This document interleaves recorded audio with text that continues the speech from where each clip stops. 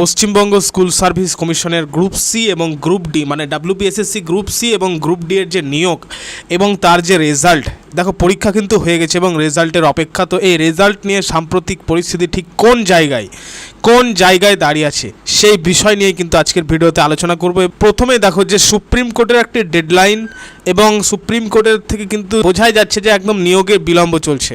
তোমরা এখানে দেখতে পাচ্ছ শিক্ষক নিয়োগ সম্ভব নয় 31শে আগস্টের মধ্যে। অনেকটা সময় চেয়ে সুপ্রিম কোর্টে আবেদন করতে চলেছে এসএসসি। তো এই বিষয়টা কিন্তু খুবই গুরুত্বপূর্ণ বোঝার জন্য। তো এই বিষয়টা অ্যাকচুয়ালি কী, দেখো সুপ্রিম কোর্টের নির্দেশ অনুযায়ী পুরো শিক্ষক, ঠিক আছে, পুরো এই শিক্ষক নিয়োগ যে প্যানেলটা, যে এই শিক্ষক এবং সেই সঙ্গে গ্রুপ সি এবং গ্রুপ ডি এর যে নিয়োগ প্রক্রিয়া শেষ করার সময়সীমা কিন্তু কত ছিল, সেই শেষ করার সময়সীমা আমি প্রিভিয়াস ভিডিওতেও তোমাদেরকে বলেছি 31শে আগস্ট ছিল, ঠিক আছে, 31শে আগস্ট 2026 সালের 31 আগস্ট। তো বর্তমানে যেটা হচ্ছে কি যে প্রশাসনিক ও আইনি পরিস্থিতি বিচার করে স্পষ্ট বোঝা যাচ্ছে এই বিষয়টাই যে এই নির্দিষ্ট সময়ের মধ্যে নিয়োগ প্রক্রিয়া সম্পন্ন করা রাজ্য সরকারের পক্ষে কিন্তু সম্ভব হচ্ছে না। কেন হচ্ছে না আশা করি তোমরা প্রত্যেকেই জানো, প্রত্যেকেই খবর জানো বা নিউজ দেখো। তো যাই হোক, নেক্সট যে বিষয়টা দেখো, এর ফলে যেটা হচ্ছে যে সুপ্রিম কোর্টের কাছেও, ঠিক আছে, এই সুপ্রিম কোর্টের কাছে আরও অতিরিক্ত সময় চেয়ে আবেদন করার প্রস্তুতি নিচ্ছে। কে নিচ্ছে? এসএসসি নিচ্ছে, কমিশন নিচ্ছে, ঠিক আছে।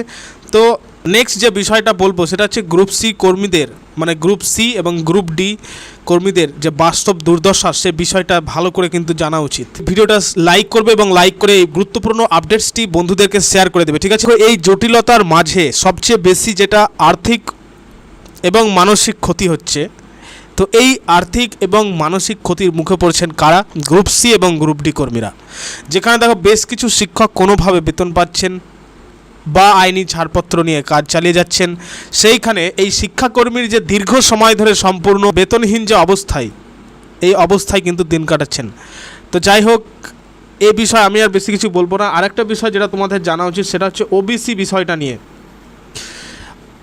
ওবিসি বিষয় নিয়ে অনেকে কিন্তু মানে ওবিসি সংরক্ষণ নিয়ে অনেকে আমাকে কমেন্ট করে জানাচ্ছ দীর্ঘদিন ধরে। তো আমি সেই কারণে আজকের এই ভিডিওটা করতে বাধ্য হলাম।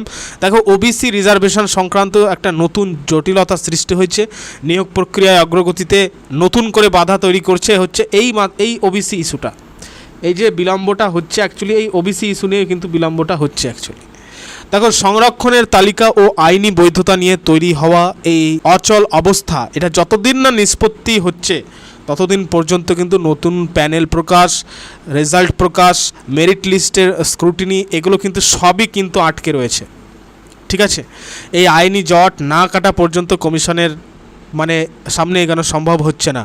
তো বর্তমানে যেটা গতি প্রকৃতি সেটা হচ্ছে আইনি লড়াই এবং আদালতের যে ছুটির ক্যালেন্ডার, সেটা বিশ্লেষণ করলে এটাই বোঝা যায় যে প্রক্রিয়াটি বাস্তব ছন্দে ফিরতে আরও কয়েক মাস কিন্তু সময় নেবে। সেভারেল মান্থস, কয়েক মাস কিন্তু সময় নেবে, ঠিক আছে। তো সেই কারণে তোমাদেরকে বলবো, দেখো বাস্তবতা এটাই যে পুরো নিয়োগ প্রক্রিয়া স্বচ্ছভাবে সম্পন্ন হতে মনে হচ্ছে 2027 সালও গড়িয়ে যেতে পারে, জানুয়ারি মাস পর্যন্ত। তো সেই কারণে তোমাদেরকে একটি গুরুত্বপূর্ণ পরামর্শ যে এই অনিশ্চয়তার মধ্যে কেবল একটি রেজাল্টের আশায়, এই গ্রুপ সিডির রেজাল্টের আশায় বসে পড়াশোনা বন্ধ রেখে বসে থাকা মানেই কোনোভাবে বুদ্ধিমানের কাজ কিন্তু হবে না, ঠিক আছে।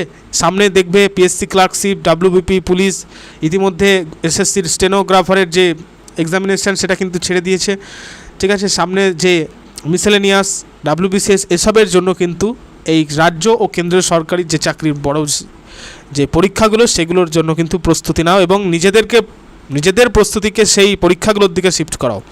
সময় নষ্ট না করে সিলেবাস ধরে নিয়মিত মক টেস্ট এবং রিভিশন চালু রাখো। তো যাই হোক, এই বিষয়টাই প্রত্যেককে জানানোর ছিল। অনেকে কমেন্ট করে বলছিলে যে এসএসসি গ্রুপ সিডি রেজাল্টের আপডেটস কতদূর, মানে রেজাল্ট কবে প্রকাশ হতে চলেছে বা রেজাল্ট কবে দিবে। তো তোমাদেরকে বলেই দিলাম আরও কয়েক মাস কিন্তু সময় নিতে পারে।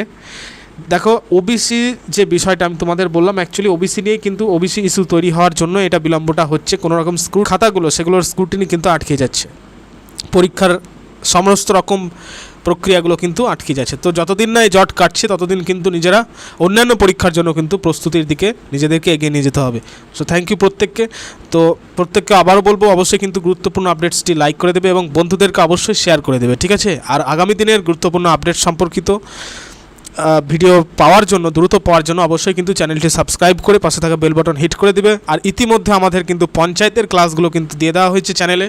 পঞ্চায়েতের জন্য কিন্তু ভালো রকম প্রিপারেশান নিতে হবে, কারণ আর কয়েকদিনের মধ্যে কিন্তু সেটা নোটিফিকেশান তোমাদের সামনে চলে আসবে এবং পরীক্ষারও কিন্তু খুব একটা সময় পাবে না। তো এখন থেকে কিন্তু পঞ্চায়েত পরীক্ষার জন্য কিন্তু তোমাদেরকে প্রস্তুতিটা নিতে হবে, ঠিক আছে?